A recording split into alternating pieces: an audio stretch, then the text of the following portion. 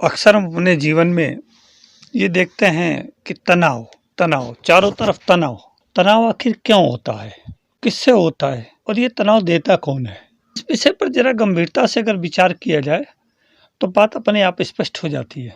हर व्यक्ति जीवन में अपना अपना काम कर रहा है, अपने अनुसार कर रहा है, अपनी सुविधा के अनुसार कर रहा है, अपनी स्थिति परिस्थिति के अनुसार कर रहा है और हम उसको वॉच कर रहे हैं। वॉच करते करते जब वो हमारे मन के अनुकूल काम नहीं करने लगता है तो हमारे अंदर एक चिड़न पैदा हो जाती है, कुड़न पैदा हो जाती है, एक उलझन पैदा हो जाती है और वो उलझन हमारे मन मस्तिष्क में इस तरह से छा जाती है जैसे खिली हुई धूप में एकदम कोहरा छा जाए तो प्रकाश गायब हो जाता है।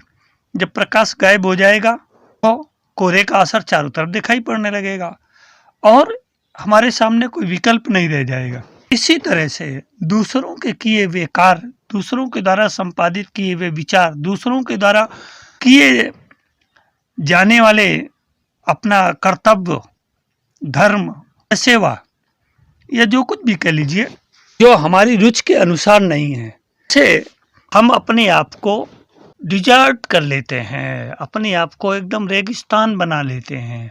हमारा मन उत्तम था, सुंदर था, अच्छे अच्छे विचार आ रहे थे, परंतु दूसरों को कर्म को, दूसरों के व्यवहार को, दूसरों की स्थिति को, दूसरों के अनुकरण को देखते ही हमारे मन में एक आवेग पैदा हुआ। ये आवेग हमारे मन में पैदा हुआ और जब ये हमारे मन में पैदा हुआ तो तनाव किसको होगा? हमको होगा।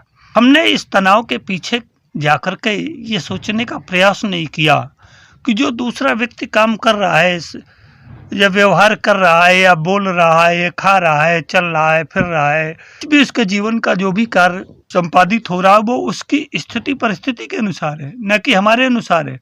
वो अपने अनुसार काम कर रहा है तो हमें उससे तनाव लेने की क्या आवश्यकता है। दूसरे क्या व्यवहार कर रहे हैं, कैसे रह रहे हैं, क्या उनका आचरण है, उनको क्या करना चाहिए, इस विषय को जब हम गंभीरता से अपने ऊपर लेते हैं, अपने मन में उसका चिंतन करते हैं तो हमारे अंदर क्या पैदा होता है? क्रोध, कि उसको ऐसा नहीं करना चाहिए या हमने उसके लिए कुछ शब्द कह दिए तो, और बाद में शब्द कहने के बाद क्रोध में हमने शब्द तो कह दिए, उससे क्या घटा? हमारी ही ताकत घटी, हमारी ही एनर्जी घटी, हमारी ही ऊर्जा कम हुई। बाद में फिर हम सोचते हैं, पश्चाताप करते हैं कि अरे भाई मैंने ये क्यों उससे कह दिया, ये तो उसका काम था, वो कर रहा था, उसे करने देते।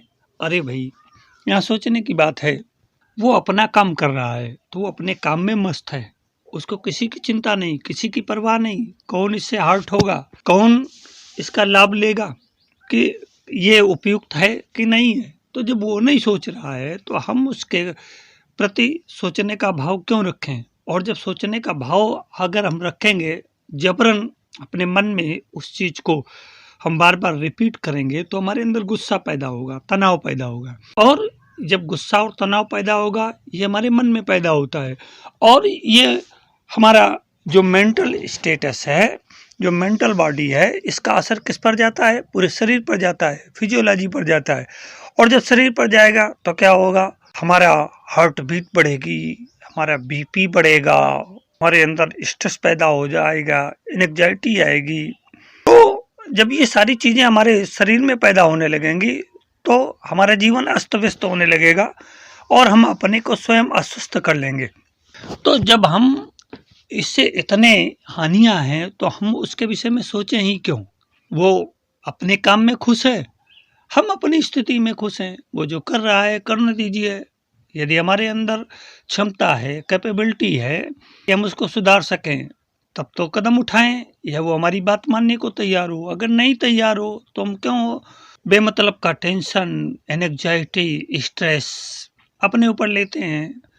तो इससे हमारा केवल मेंटल स्टेटस ही नहीं प्रभावित होता है, हमारा फिजिकल स्टेटस भी प्रभावित होता है और जब फिजिकल स्टेटस प्रभावित होगा तो मेंटल और फिजिकल स्टेटस प्रभावित होने के बाद हमारा इमोशनल स्टेटस भी उसी अनुसार ढलता चला जाएगा और हमारा जीवन व्यतिक्रम का शिकार हो जाएगा।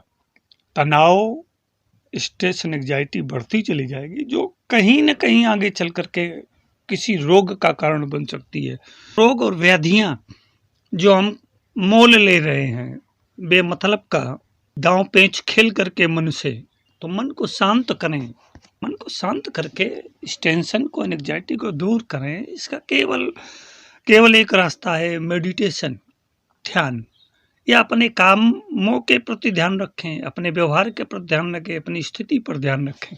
कल्पना करें कि जब कहीं आप बहुत अच्छे, खूबसूरत, जहाँ पर मन प्रसन्न हो जाए, ऐसे स्थान पर घूमने जाते हैं, तो उस स्थान पर पहुंचते ही आपका मन बड़ा प्रफुल्लित हो जाता है, उल्लसित हो जाता है, आपका रोम रोम खिल उठता है और आपके मन और तन, इसके साथ साथ भावनाएं भी सुंदर ढंग से प्रवाहित होने लगती हैं। इसके विपरीत आप किसी गलत जगह पर, नेगेटिव जगह पर चले जाएं, तो उसके विपरीत आपका मन खिन्न हो जाएगा।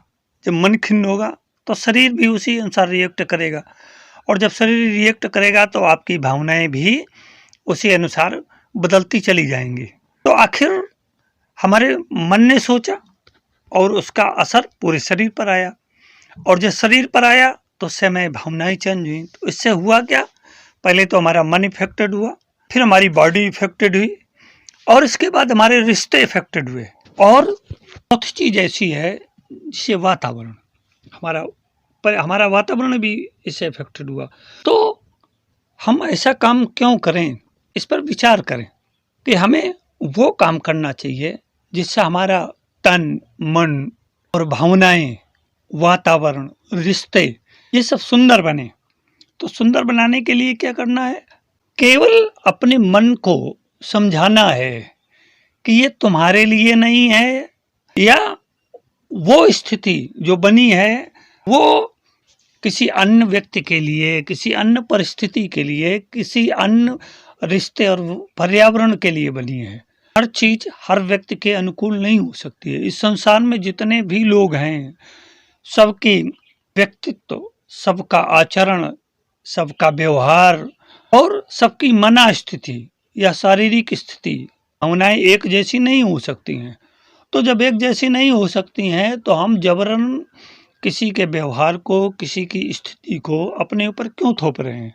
इसका परिणाम, अच्छा परिणाम है वो भी हमें भोगना पड़ेगा, अगर इसका खराब परिणाम आएगा, बुरा परिणाम आएगा, तो वो भी हमको भोगना पड़ेगा। तो इस स्थिति को समझने का प्रयास करें। कोई भी व्यक्ति जैसा आचरण करता है, उसके आचरण के अनुसार, उसके काम के अनुसार ही उसको उसका फल भी मिलता है। इस विषय को सोचें और सोच करके इसको अपने मन में गहराई से बिठाएं। प्रकृति का नियम है कि सुबह होता है, फिर दोपहर होती है, फिर शाम हो जाती है, इसके बाद घनघोर काली रात्रि आती है।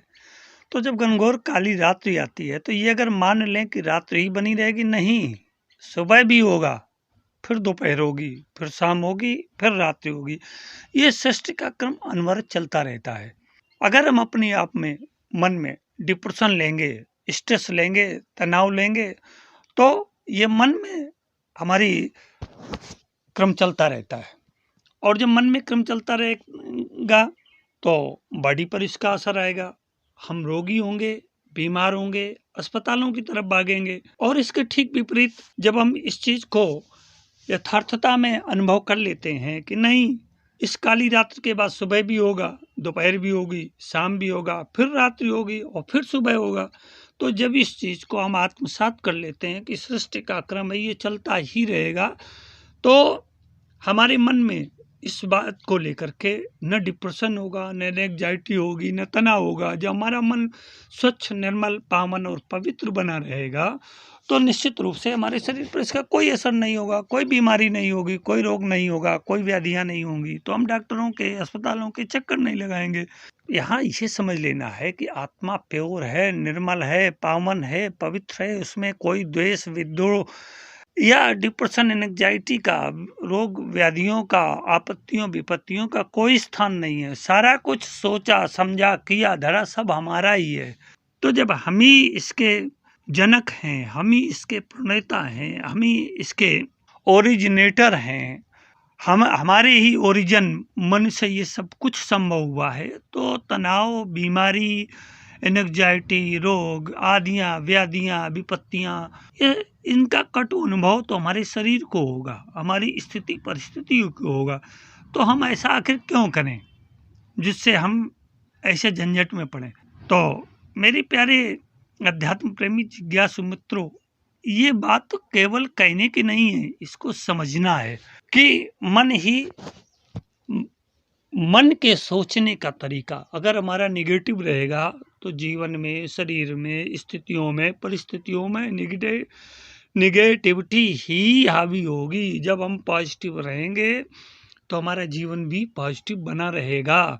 हमें किसी प्रकार की भी दुख, संताप, रोग, स्थितियां, परिस्थितियां, अवरोह कोई भी हमको प्रभावित नहीं कर सकते हैं।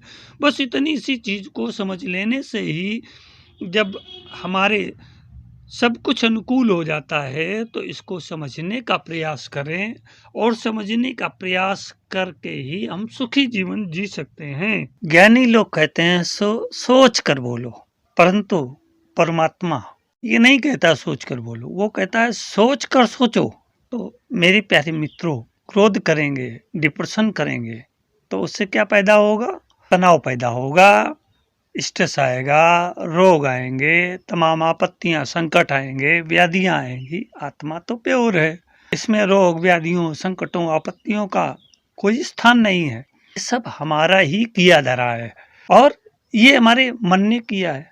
अरे कोई चीज आती है, कुछ लोग सोचते हैं कि ये तनाव तो स्वयं आ जाता है, आ जाता है कि हम इसको बुला लेते हैं। ये सोच कर देखो, हम इसको स्वयं बुलाते हैं। जबरन किसी के काम में, व्यवहार में खुद दखल करते हैं, तो जब दखल करेंगे तो इसका परिणाम यही होगा। तो मेरे कुल कहने का मतलब ये है कि अपने को साधो, अपने मन को साधो। जब आपका मन सध जाएगा तो आपका शरीर सध जाएगा, आपका शरीर सध जाएगा तो भावनाएं सध जाएंगी, और भावनाएं सध जाएंगी तो आपका वातावरण सध जाएगा, आपके रिश्ते सध जाएंगे और आपका जीवन सफल, समुन्नत बनता चला जाएगा। तो मेरे इसी बात के साथ आप प्रेरणा लेकर के स्वयं को जीवन में इसमें ढालने का प्रयास करेंगे और दूसरों को भी इसके लिए प्रेरित करेंगे। मेरी बातें अगर आपको अच्छी लगे तो चैनल को सब्सक्राइब अवश्य करें। सफल जीवन की यात्रा में राजन आचार्य का आज इतना ही, बस।